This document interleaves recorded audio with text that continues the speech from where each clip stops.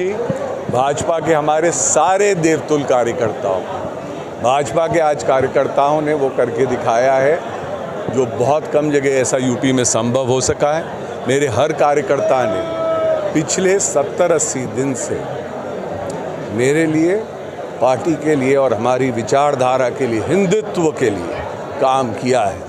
और राम का नाम लेकर हम एक एक गली, एक एक मोहल्ले गए और इन कार्यकर्ताओं ने दिन रात अपना परिवार छोड़कर पार्टी की विचारधारा को आगे बढ़ाने ले जाने का काम किया। तो मैं आज इस मंच से उन सभी का और झांसी की मेरी प्रिय जनता, ललितपुर की प्रिय जनता का धन्यवाद कहना चाहता हूं कि आज तकरीबन आपने हम लोगों को इतनी शानदार जीत झांसी में दिलाई है और बहुत खुशी है कि झांसी की जनता ने पुनः अपना विश्वास भाजपा की सरकार में मुझ में दिया है। तो मैं उसके लिए बहुत बहुत धन्यवाद कहना चाहता हूँ अपनी सरकार को। यूपी में जो रिजल्ट्स आए हैं वो आपको पार्टी के नेताओं के अनुरूप नहीं आए हैं जैसा नेता लगता है, लेकिन झांसी का रिजल्ट जो है, देखिए, झांसी की जनता ने इस बार बोल दिया है। झांसी में दो तरीके के लोग कार्य कर रहे हैं। एक है जैसे हम लोग काम करते हैं, भाजपा के लोग, हम लोग जमीन से जुड़ी हुई राजनीति, लोगों के लिए कार्य और अपने क्षेत्र के कार्य, विकास कार्य जिस हिसाब से हमने करे हैं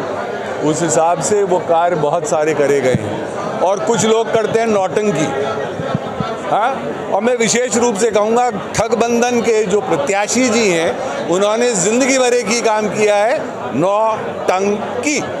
और इसलिए कह रहा हूँ, हम जिस विचारधारा से आते हैं, जिस धर्म में आस्था रखते हैं, उसमें अहिंसा एक बहुत बड़ा हमारे जीवन का हिस्सा होती है।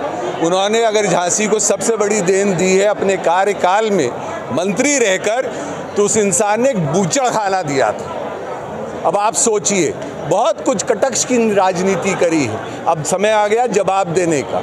और ये सोच के चलिए कि जब मंत्री रहा तो क्या किया, कितने सवाल पूछे, किस किस के वहाँ गया। वो तो एक मीडिया का बनाया हुआ है, 4 मीडिया को लेके कहीं खड़े हो जाओ और किसी के भी 2 झगड़ों में आप बीच में अपना पैर अटका दीजिए और बोलिए कि भाई साहब मैं सुलझा दूंगा, और फिर गायब हो जाइए क्योंकि मीडिया की शॉर्ट हो गई। भाई साहब, ये भाजपा है, हमारे प्रधानमंत्री और हम ज़मीन से जुड़े हुए लोग हैं, ज़मीन पे काम करते हैं और ज़मीन का कार्य दिखाते हैं। मैं आपको वही प्रोजेक्ट्स गिनवाता हूँ जो मैंने कराए हैं, जो मेरे विधायक लोगों ने कराए हैं, मेरी सरकार ने कराए हैं। हम कभी आपको ऐसे नहीं गिनाते। जैसे बताया गया है कि एग्रीकल्चरल यूनिवर्सिटी, उसमें भी मैं क्लियर कर दूं, IGFRI को ज़मीन दी गई थी मेरे पिता के कार्यकाल के दौरान। IGFRI सभी को पता है, काफरी सबको पता है। उसके बीच में एग्रीकल्चरल यूनिवर्सिटी आई है। वो ज़मीन कहाँ से आई? IGFRI की ज़मीन। और हमारी प्रिय नेता आदरणीय उमा दीदी जी के कार्यकाल में उस जगह का बजट सैंक्शन हुआ और उसका भूमि पूजन हुआ।